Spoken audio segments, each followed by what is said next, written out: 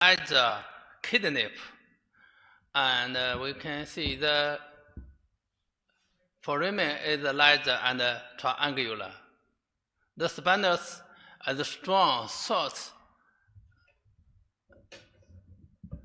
We can see it projects horizontally, almost. You can see here, horizontally. It's articular facet of this articular process is almost all the facets are almost set in their direction. Sacrum. The anterior surface or anterior view of sacrum here. This is the promontory. This foramen is the anterior sacral foramen. There are 4 pairs of foramen. This line we can see. This line is a transverse line. It fills the it is formed by the field of these 2 sacral vertebrae.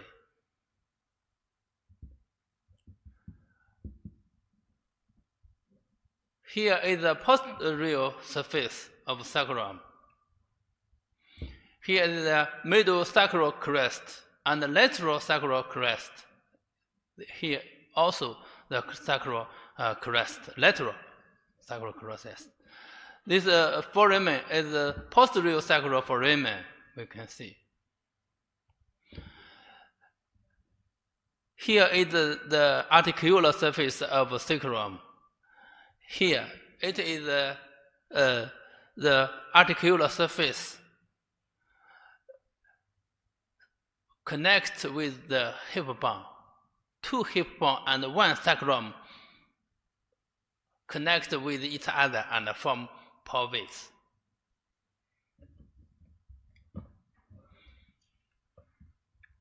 There is a canal within the sacrum here.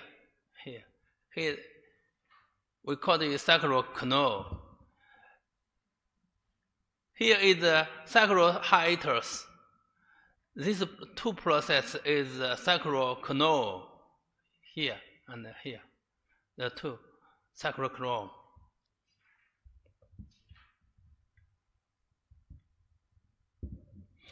Sacral canal, sacral hiatus here.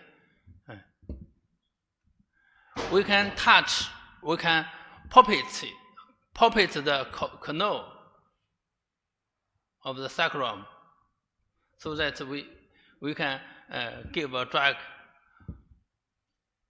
When we perform the local anesthetic,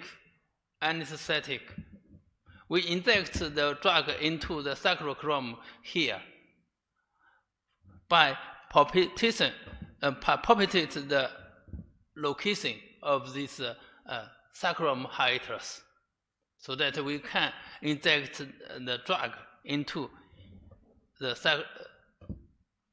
sacral canal. Here is the needle. We can see this is the needle can be injected into here and give drug.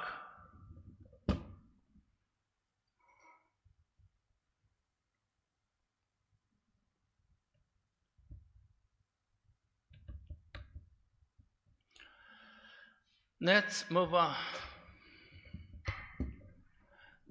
Sternum. Here is the sternum anterior view. Here is the lateral view of sternum. Sternum, there are 2 portions of the sternum. Here is the manubrium sternum and the body of sternum. There are 3 portions. Here is the xiphoid process. Okay. Sternum body of sternum. Manubrium sternum. Sorry.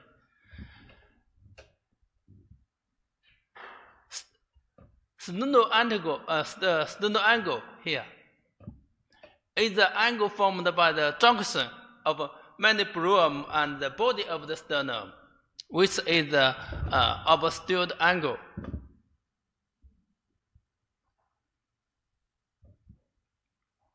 It is slightly convex forwards. We can palpate it here.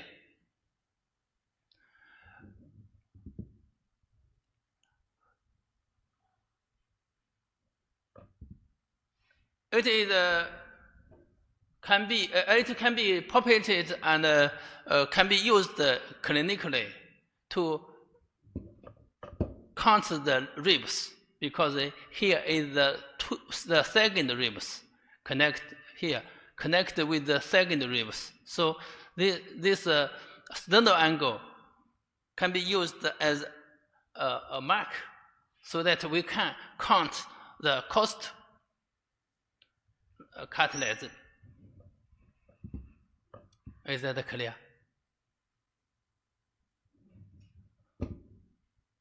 Here is the sternal angle. It convex forwards. It can be easily palpated and can be served as a marker in clinic. Because we can see here is the second costal cartilage laterally. Here is also the cartilage. We can see this. Okay. Sorry. You can see here is the sternal angle. Here is the second ribs. Or here is the costal cartilage. Here is the ribs. The sternal angle can be palpated easily and can serve as a mark. So if we palpate the sternal angle here, sorry, I cannot see the error.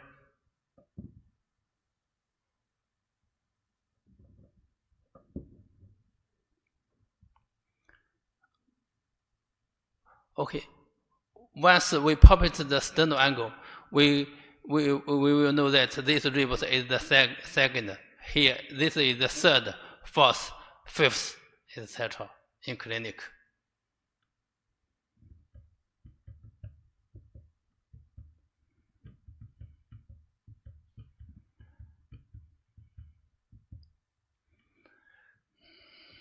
The sternal angle. This is the second ribs. The second costal cartilage.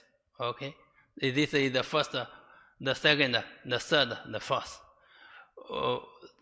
This sternal angle is a landmark.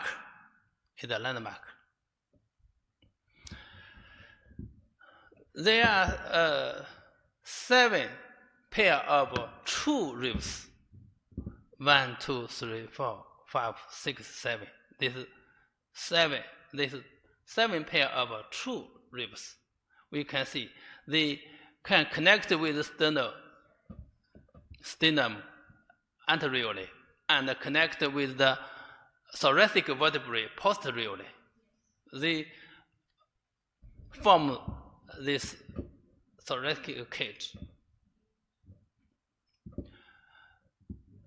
There are also the 8th, 9th, 10th, 11th, and 12th as the 4 ribs. Some of for example, the 11th and 12th, this is the floating rib. They connect with the thoracic vertebrae, but they cannot. They do not connect with the sternum. Okay.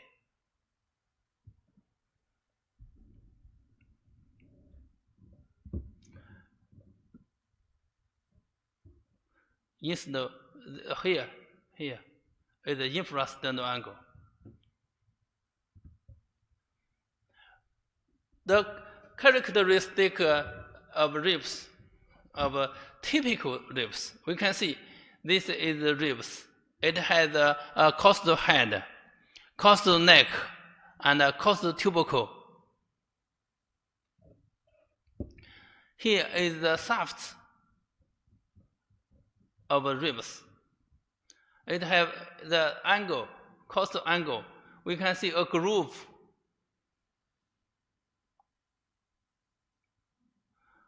Costal groove.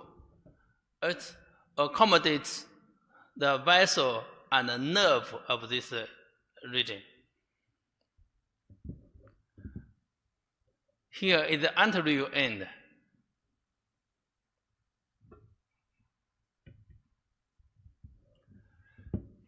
The ribs.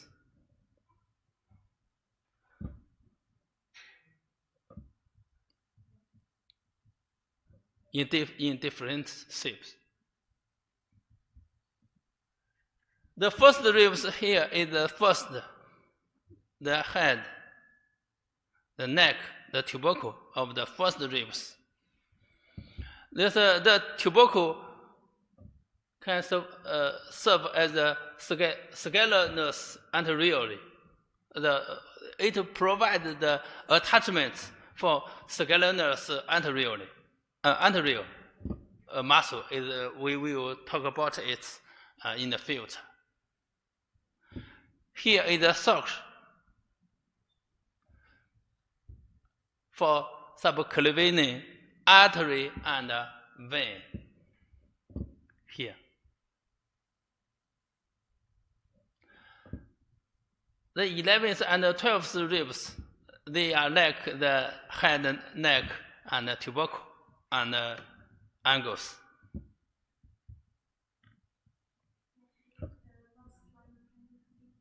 That's all.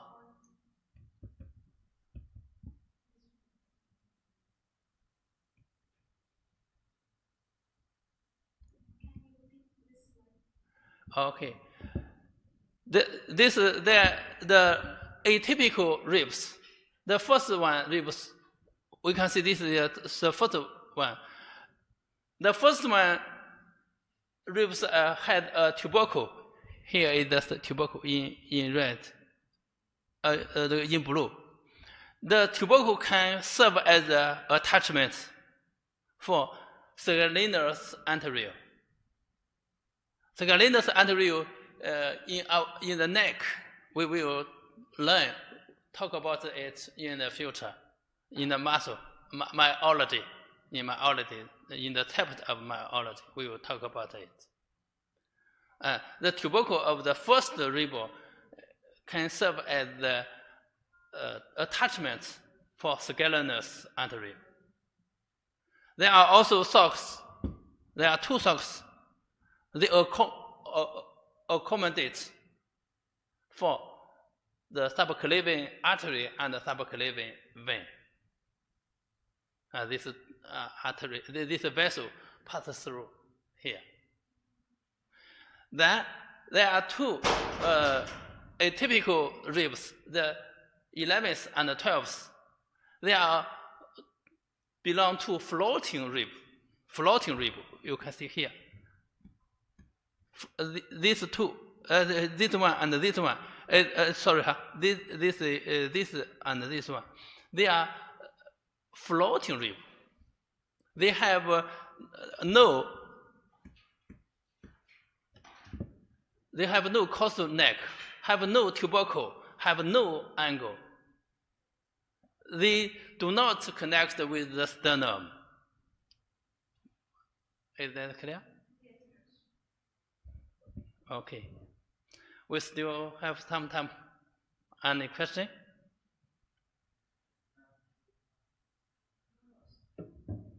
Okay, thank you.